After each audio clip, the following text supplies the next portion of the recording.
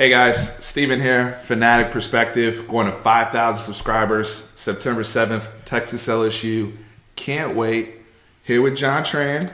Hey, what's up? Guys, this is going to be the exciting part of the video. 5 things we're most excited about for this Texas football season. We had to narrow it down to 5 things. There's obviously more than 5 quite things. Quite a bit more, actually. Quite a bit more, which is a sign you have a good football team, right? Yeah. So, and we're going to get into, last week we did our 5 biggest concerns and had some really great feedback with you guys just on the linebackers and some of the other things we discussed, even keeping focus. And sounded like many of you had some of the same concerns and potential issues that we did. So now we get to kind of have fun and really fan out about, this football team and some aspects around this team, not just position groups, not just individual players, but certain things we're going to get into that we narrowed down with our 5 things. But before we get into that, been a hell of a week for recruiting.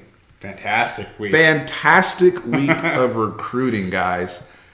3 days in a row, somebody committed to Texas, starting with Jalen Moreau out of Katy, 4-star quarterback for the class of 2021. So I'm hearing nothing but great. I've watched a little bit of clips on him, but I've been hearing leadership qualities, and they're saying that he's going to be the head recruiter for 2021, which getting him as the second recruit in this 2021 class is already opening it up. Fantastic. Man. Fantastic. Yeah. Fits the Tom Herman mold of what he looks for from a physical standpoint, a quarterback as a dual threat, very strong arm. It looks like he's very coachable. You see a lot of half of his commitment video was him just training and working on mechanical things, which is, impressive within itself. Also seems to be very family oriented, close with his friends. His buddy Hayden Connor, surprise commitment, offensive tackle, also from Katy, from what I gather. And shout out to Michael Dye and Bill Curlin and you brothers that have emailed us and sent us texts about these young men that are really following recruiting hardcore. But Bill was telling me these guys are actually elementary school friends, even though they play for different high schools, and have developed a really close relationship. And that's what a lot of recruiting boils down to sometimes, right? So, it's a very, very dicey game, but we just wanted to acknowledge all that. And then yesterday, Andre Carrick out of South Lake Carroll. So continuing the DFW connection, getting another offensive tackle. Shout out to, again, Michael Dye was telling me Sam Cosmi starter kit.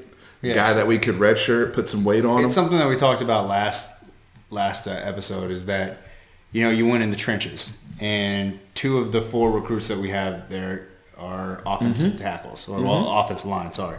This kid is... And with her hand, the positions are going to be interchangeable. He cross-trains everyone. But the fact of the matter is, we watched a video right before this, an interview with him after they blew out some team, and he looked like he was angry. To me, it's really great to have that kind of attitude where it doesn't seem like he's satisfied. And another fact is he's still he hasn't developed. So he could be kind of like a Connor Williams type of player too, where Connor was a 3-star. Yeah, he was a 3-star, and because he didn't grow until I think he was a tight end actually in high school, so he didn't really grow. This kid's 260, and he looks like he could put on a lot of weight, but not bad weight. If that onto makes his sense. frame, yeah. I agree with you. I also look at a guy like him. Donald Hawkins, one of our Donald Hawkins had tweeted and said he was very excited about this kid in particular because of his feet and his ability to move in space by himself. He said that was very impressive for a high school kid his age. So look for him to have next couple years to develop as a player, maybe increase his ranking. But excited to get these kids on board early. And so we just wanted to briefly touch on recruiting before we got into our 5 things, because it's really been a hell of a week. The momentum's building up. I know a lot of people. It's right around the corner. I know. But let's jump into the top 5. All right. I'm gonna start off with the list. And on this channel, we go most important, like our number one down, right? So number one, thing we're most excited about this season, drum roll, the returning stars. Yes, and we have a few of them, which is probably the first time we could say that in a long time. Quite a few of them. And, there you go. There's one. We're getting QB1 right now. QB1. Colin, he has weapons around him. I'm excited to see how Colin's going to handle being double teamed every single time, or if we're going to be able to hit Devin Duvernay on those post routes. I want to see. So to your point about Duvernay, and sorry to cut you off on that point. You're fine. I look at Sam and his development and their development together, right? Because it's also timing too. It's not always all on the quarterback. It's not always all on the wide receiver. And watching them grow together and knowing what's on the line for especially Colin and Devin as they're looking to assert themselves into the NFL conversation, right? Right now, Colin still, with the grade he got back, but you also hear analysts saying, hey, if this guy's healthy, he could be the top senior wide receiver in his class. We'll see. But he's got to show the health thing, and he's got to be productive and put up those numbers. And I'm excited to see him do it. I'm excited to see Colin go out there and get 90 catches for 1,300 yards. I'm excited to see Devin increase his production to 800 to 1,000 yard season. Why can't we have 2,000? He catches 3 of those passes. He's in that. Yeah, it jumps that total up. Absolutely. Absolutely. So just starting with those 3 right off the bat, right? It's exciting just the possibilities with this season. And then going back to I was gonna say let's go back to Sam. Going back to Sam, and it's funny because one of your honorable mentions that we have brought up was the LSU game. You're just excited to see us match up with them. But one of the things, and I have a quick story. When I was in high school, because this smells a lot like Texas, Ohio State from 2005. This is what this smells like to me. And when I was in high school, my offensive coordinator, who ended up becoming our head coach, he actually was a walk-on at Michigan in the 90s, huge Michigan fan. And we talked trash that whole time before the Rose Bowl when we played them at the beginning of the year. And then Vince Young beat them and had 4 rushing touchdowns. Crazy game, right? And I remember that whole offseason, my homeboy, who was my best friend at the time, was an Ohio State Buckeyes fan. And he's talking trash to me like, hey, y'all ain't going to do that again to a Big Ten school. Because at the time, the Big Ten defenses were in, like what they were doing. Yeah. Remember, Ohio State had beat Miami, and they were sending a whole bunch of people to the draft. And it was a thing back then. And so, and it's, they're still very reputable defense. I'm not saying it's changed, but a lot of people, they were like, hey, that whole Vince Young running around thing, it's not happening. Just letting you know, when y'all come to the shoe, we shutting that down. And he was telling me that for weeks. And I'm just like, dude, if we can do that to Michigan, we can do that to Ohio. And that's honestly how I felt. And you go back and look at that Michigan team and how many people they ended up sending to the league. And Ohio State as well. And my point with that is this smells like the same thing with what Sam and the team did against Georgia. And then you have these LSU fans talking now saying, we're not Georgia. And it's like, it's going to look different when the game starts. It's going to look different, but go ahead. Well, the only thing that I really remember about that was A.J. Hawk saying that, he's a Heisman Trophy winner. He's not going to be a Heisman Trophy candidate after this game. I specifically remember that. And he did.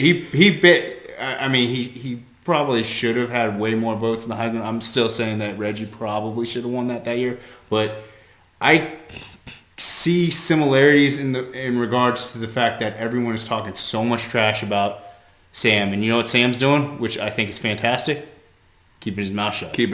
And he's just like, okay, well, I think they asked him. I'm glad you brought that up because recruits are noticing this too, by the way. I noticed Princely tweeted, who's another guy we're after for our story, vaunted defensive line we're building up. Princely tweeted out the guy, the OU fan that made a highlight video or a low light video of Sam's the 5 or 6 plays that he cherry picked from last year, right? And I'm sure many of you guys have seen the video on Twitter and have argued back and forth with the guy, right? But point being is Princely retweeted and was like, this man hasn't done anything to nobody. And y'all hating. Yep. So recruits are seeing that energy too from other fan bases. So don't tweet at the recruits and do all that nonsense because they're out there watching. We always talk about monitoring their social media. Yes. They're monitoring fan base's social media as well. But the bigger thing is the fear in the conference of Sam Ehlinger. Now, I will say this. I agree 100%. From an LSU standpoint, and this is where it's getting fun for us. Mm-hmm. From an LSU standpoint, just like it was from a Georgia standpoint, they didn't respect us. And I honestly think that they feel like Joe Burrow and Sam Ehlinger are probably like the same type of quarterback. I'm just telling you from the feedback I've gotten from LSU fans, they don't think he's all that. And there's the same thing that Georgia, and then after the game, Georgia's like, oh, that guy was a little bit better than we thought, you know. But in the Big 12, all this hate that's going on, that's fear. Mm-hmm. That's straight up fear, and that excites me. Yes, that excites me. And you know what? Sam Ehlinger went to Big 12 Media Day and gave them nothing. Yep. Nothing, no bulletin board material. He's like, oh, people are going to have their opinions about me. You know, yeah. I'm just going to try to play my heart. Shrugged it off. Had a professional demeanor the entire time. Was engaging. Went on, rival stations. It was to the point that RJ, even said put out a full video, an aside of saying how impressed he was with him. How he handled himself, and I'm just I'm very happy on the way he's handling himself, and I just feel that he's going to take that next step this year. I know he took a huge step last year, but as long as he stays healthy, once again the health concern, as long as he still stays healthy, I could see a huge year from him, and I'm excited. Staying with our returning stars, even this is going to be the first time in a while, in my opinion, where we're going to have all of our guys that are like the vocal leaders and just out there are truly, truly our best players. Mm-hmm. And I'm not trying to take shots at people that were captains in the past or struggled or got replaced or anything like that. I'm really not. But I'm just saying, and I don't know who's going to be the team captain or whatever, but I know from a leadership standpoint, Sam Ehlinger, Colin Johnson, I would even say Devin Duvernay leading by example, Zach Shackelford on the offensive line, who's been getting accolades, and if he can stay healthy, he'll probably be all conference. And then we go to the defensive side of the ball. Malcolm Roach is going to be one of our best players. We're getting him back, right? Brandon Jones, right? And Caden Stearns is already. Tom Herman's already said when he speaks, other guys listen, even as when he was a freshman, right? Because of the productivity on the field. That's what happens when you're nominated as a Thorpe Award winner when you're absolutely. But it's become a meritocracy in our program, man. The people that talk are the people that are producing. Mm-hmm. It's no longer you're loud and you have 2 sacks over 3 seasons, but you're the loudest person in the room, or you getting. Again, I'm not trying to take shots or take jabs at anybody. I'm just saying, when your best guys are also your best leaders, it really truly is shaping up for a special season. So we brought up Caden Stearns, we brought up Brandon Jones. Yep. Take us to topic. What's the second thing we're most excited about? Safeties. Honestly, guys, our safety room is sick. Fantastic. That safety room is ridiculous. It's so good that our backup safeties are the nickels. so BJ Foster is our backup safety, but he is a starter. Yeah, he's essentially a starter. He's essentially a third starter. Like, where we're pulling for the room, trying to figure out how to get as many of these guys on the field. And there's more coming in. Tyler Owens is coming in. Chris Adamora is coming in. Yes. Chris Brown's still here, the elder statesman of the room, who held it down when guys were getting hurt the last couple years. That safety room, we're going to look back. I think there's multiple NFL players in that room. I think it's one where, just starting with your 2 starters, your 2 back-end guys, when everything's right, Caden Stearns and Brandon Jones. I want to start with Brandon Jones. Mm-hmm. Brandon Jones is playing also for NFL money this year, and I think he has a chance to be a high pick. Yeah, I was about to say that. I think that there have been articles about Colin Johnson, maybe Texas's first round pick since Malcolm Brown, and I disagree with that. I think our best shot is Brandon Jones, and the only reason why is I go back to Kenny Vaccaro. If you look at Kenny Vaccaro's stat line, it's very similar to Brandon Jones, tackle-wise, interception-wise. Both of them did not produce very, very much with interceptions. However, you're seeing Brandon Jones, you're going to see his speed. versus that's my point. Kenny Vaccaro's. Brandon Jones is, and I think he's faster than that. I do, absolutely. And Brandon Jones, with his size, because he has very good size for a free safety, but his speed and his intelligence, it's a very dangerous combination. That's how he's caused so many of those pylon fumbles. He's been able to always, even when he takes not the best angle in the world, he can still get there. He's a guy that we've seen block kicks off the edge. Yep. I'll get to special teams in a second. But that speed and the way he's going to time and the way he'll interview. What did Tom Herman, you guys heard him at Big 12 Media Day, said, he's the guy that you want your daughter to marry. Like when you hear stuff like that, married with elite athletic ability that he does have. Remember, he was the number one safety coming out of high school. He was. When he made the movie for your boys over College Station. Shout out Brandon Arrington. But in all seriousness, like, if Brandon, the one thing he's got to do is work on the ball skills and see if he can try to produce some of those turnovers. But to your point with Kenny Vaccaro, doesn't necessarily need to be there in order for you to become a high pick. Yep. He's got to show that, and he's got to stay healthy. And he can be, sky's the limit for Brandon Jones. Caden Stearns is the guy that was getting the turnovers, was getting the accolades, was making those big time loud plays. Fantastic. He just has that natural knack for the ball. Like, he knows he's a ball hawk. And I think, honestly, playing alongside Brandon Jones is helping him completely with that transition. Absolutely. Which also goes into another positive of Brandon Jones, his leadership skills, bringing on the new kids. But you just can't deny his talent. Caden Stearns is the first 4 games he had 4 interceptions, didn't he?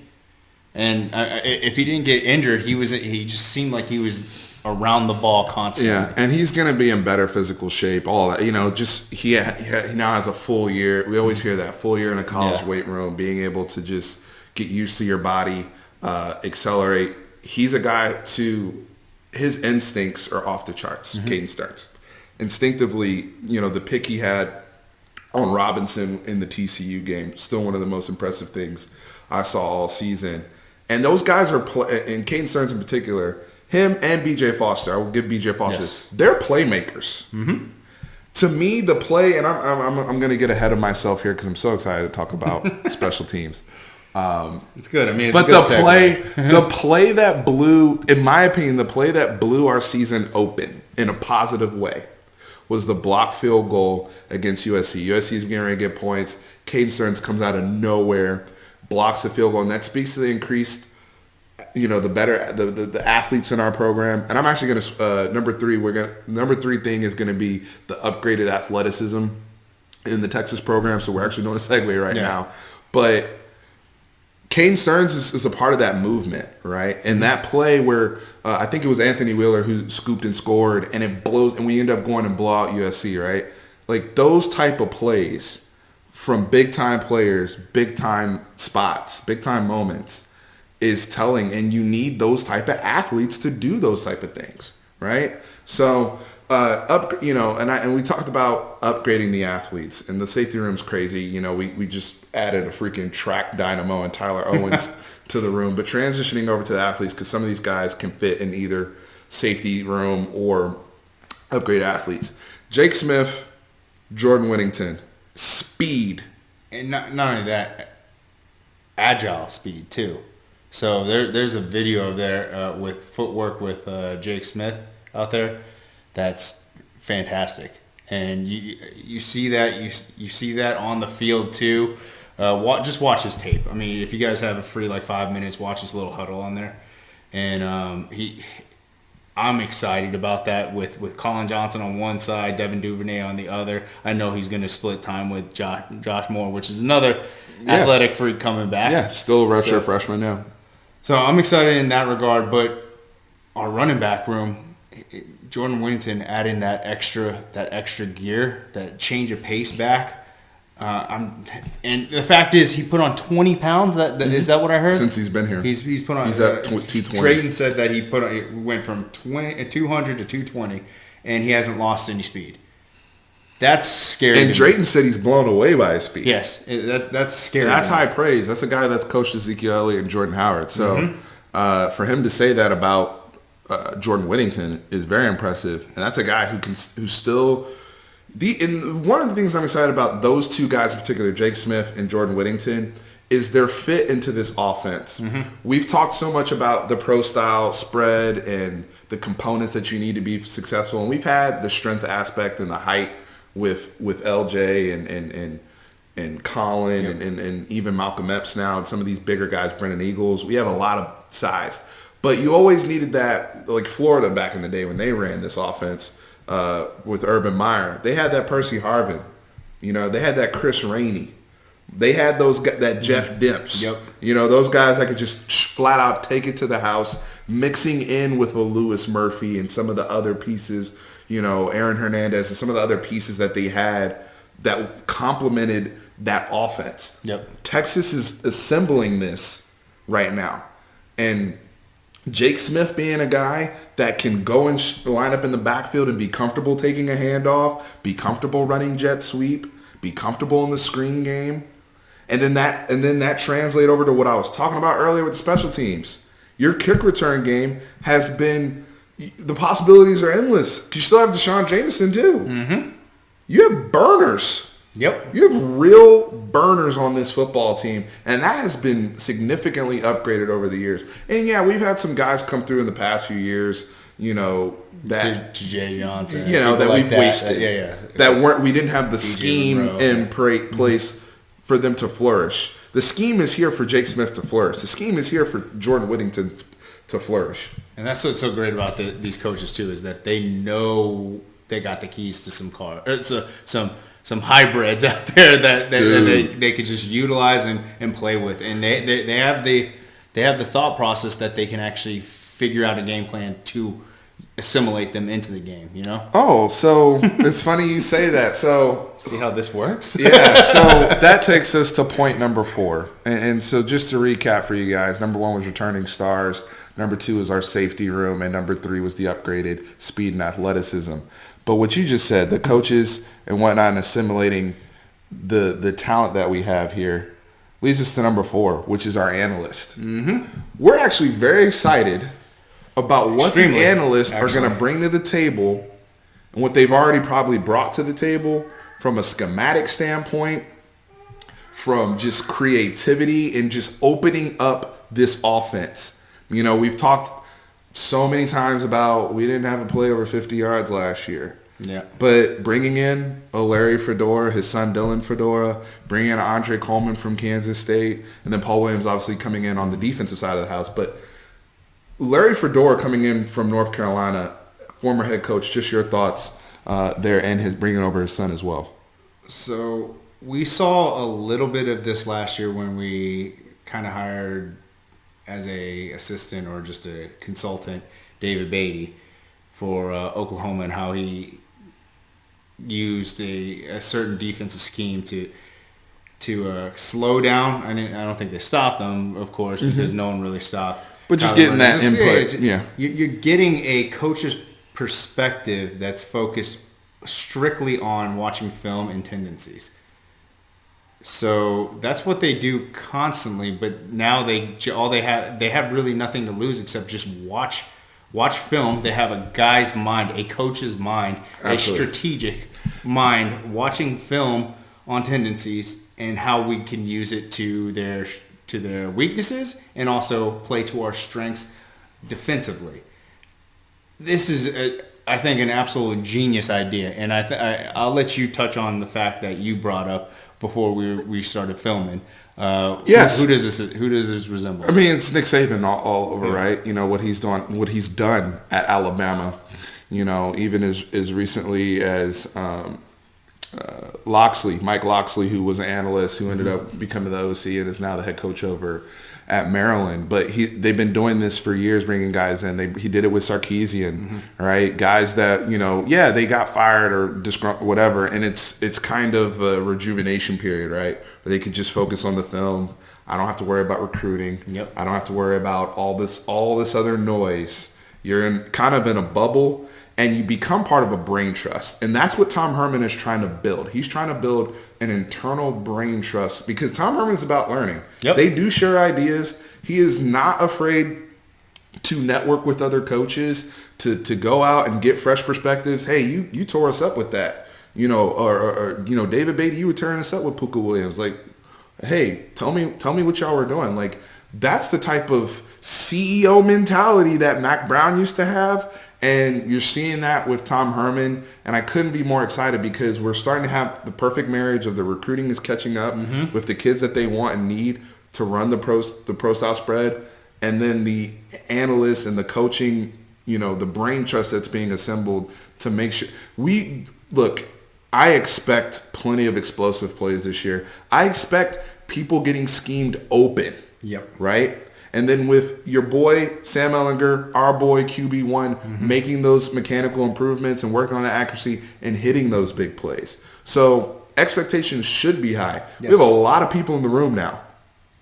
Big staffs. Look at Alabama and Clemson. They hire so many people. They have so many different eyeballs on the aspect of their football program. And to see us having that with Texas, and we have the resources to do it, why not take advantage of it? It's refreshing. It's very, very refreshing. And we are leaving out David Beatty, too. I know he's got to fix that issue with Kansas, but just having a head coach's mindset he'll be on here both sides of eventually, the ball, especially with Rashad Samples going to SMU, who will be missed from a recruiting standpoint. The Dallas area is we need missing a whole lot. Because I-35 is open for business now.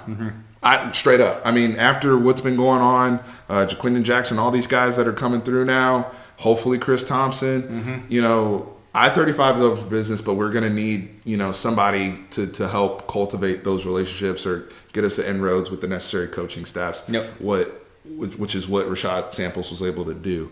Best of luck to him at SMU. Great job in his short period of time here at Texas.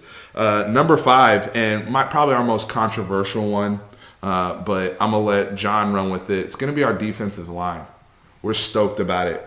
I'm completely excited about it. I think last year, the preseason video, I said that our defensive line was going to be overrated. You did. You did. You said that was your biggest concern. That was my biggest concern, and that the main reason why was we had a 230-pound D-end, Breckenhager. I love what he did here at Texas, but right now we need the size and the speed, and we have that right now. We have that on the edge. We have 2 deep right now. We have people with nose tackles with motors. Like I think I've alluded to this one play in the Georgia game. I think it was Keandre. Keandre Coburn. He was at the line. He was being blocked, and he broke off. He shed the tackle, and the running back was running, and he got a shoestring tackle by him running sideline to sideline. And that's a 335-pound man. I mean, it's not just that effort. I'm just excited about that because you can have a just completely dominant defensive line, and I wouldn't say slackers in the secondary, but just 3-star athletes, just some guy to be able to shadow the wide receivers, and you could still be a successful defense. We have talent in our secondary. We just touched on it earlier. We have the talent. And if the corners grow up quick, it's going to be dangerous. Crazy. The defense will be dangerous if the defensive line is as good as we feel it is. And I think we're higher on the defensive line than a lot of other people are. But I mean, you look at Malcolm Roach, who I said is a team leader. We basically get him back after he barely played at all last year with the injury. And I think he's at a more natural position for his size. Also, another guy trying to get paid. As we build up our NFL, that's also going to help recruiting as well. Keandre Coburn being a true nose, and we are so thankful for what Chris Nelson gave us. But guys like a Keandre Coburn is just a better fit for this type of defense that we're running.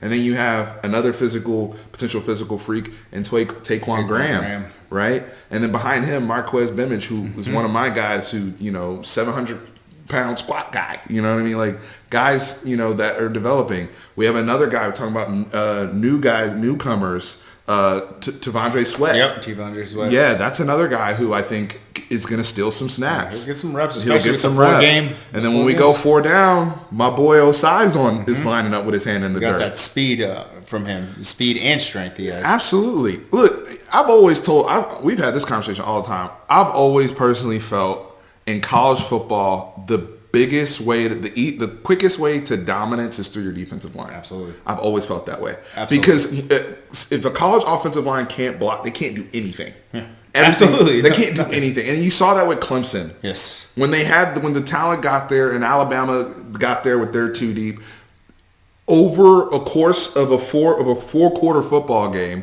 you're not gonna have the horses to hold up with those type of defensive lines. And that's what Texas is trying to build, and that's why this recruiting cycle right now is so important, getting a Vernon Broughton and a Prince Darba and the guys that they're trying to bring Princely, in. Hopefully Princely. Yeah, hopefully Princely, hopefully Alfred Collins. Yep. Like, they're trying to build up that stable because that is the quickest way to dominance. And we saw it in the Georgia game when even just with the guys that we had, and with the Charles Omenihu, who I think is going to be a fantastic NFL player, and he will be missed. Yes, absolutely. And some people may say, well, because I know some people may say, how can the defensive line get better if we lost Charles Omenihu, who was one of probably the top 5 players on the team last year? I think it's all due to what you've mentioned is the depth.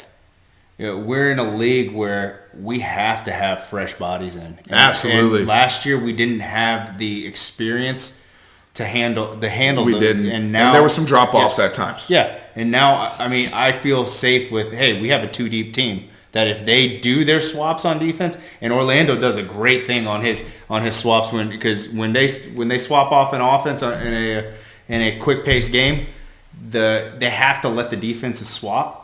So Orlando waits till the very last second to switch it out, and then it wastes down their clock. So they send out send out a slow defensive lineman who trots out there. Take your time, big fella. So great. And, now we have the depth that if we throw someone out there, I don't feel like there's going to be much drop off in play. As in previous seasons, I agree. So guys. Like we said, we're excited. Yes, we're excited about the offensive line and Parker Braun and the guys we have coming in. We're excited about Dicker the kicker. We're excited about all these guys, but we had to narrow it down to 5 returning stars, our safety room, increased athleticism, the brain trust forming with the analyst, and our defensive line that we think they might be the unsung heroes of this football season. So appreciate you guys checking out our second installment of our Texas preview series. Please continue to tell everybody about the channel, discuss amongst UT fans. I appreciate you guys sharing with friends on blogs. The word is getting out. We're going to 5K regardless. Couldn't be more excited. I get to sit and talk ball, my friend. Life is good. I know. It's Life fantastic. is good. We're excited. Last thing we're excited about is hopefully getting to meet a bunch of you guys at the games. Absolutely. Yeah, meeting more of you guys this season. We met a lot. We met a good amount of you guys last year, but we'll do a better job of communicating like tailgate info and just opportunities for us to chat and talk ball. That's what I'm all about, right? So, man, I'm so thankful for you. I'm thankful for you and you guys. We're excited. Hopefully, y'all felt our excitement level. I told y'all we were going to have some. We wanted to start with the bad, and we'll go to the good. Beat us down to build us up. We still have some more to come in the series. We're going to break down the schedule. Yep. We're going to go probably 5. Our 5 breakout candidates. That's probably going to be our next video. 5 breakout candidates on this team, and maybe some of the names we mentioned, and there are some other guys that we have not mentioned yet that we think will play a big role in this upcoming UT season. So with that, guys, appreciate y'all. Horns always up.